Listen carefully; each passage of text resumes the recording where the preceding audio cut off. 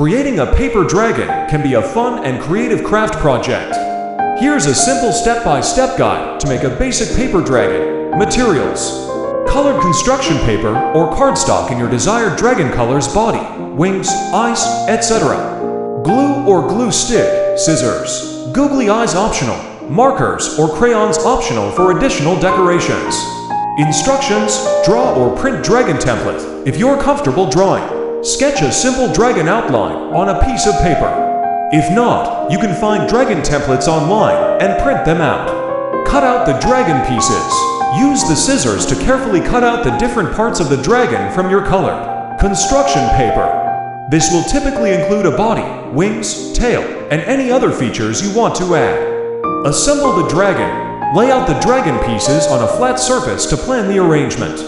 Once you're satisfied with the layout, start gluing the pieces together. You can use a glue stick or regular glue. Make sure to hold the pieces in place for a few moments to allow the glue to set.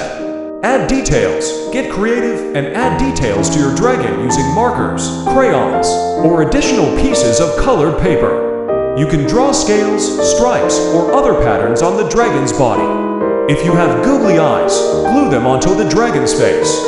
Create wings. If your dragon has wings, attach them to the body. You can add extra details to the wings, such as veins or patterns, using markers or cut out pieces of paper. Make a tail. Attach the tail to the back of the dragon. You can make it as long or short as you like, and you can add details to it as well. Let it dry. Allow your paper dragon to dry completely before handling it too much. Display or play. Once the glue is dry, you can display your paper dragon as a decoration or use it for imaginative play. Remember, this is just a basic guide, and you can get as creative as you want with your paper dragon. Experiment with different colors, sizes, and patterns to make your dragon unique. Have fun with the process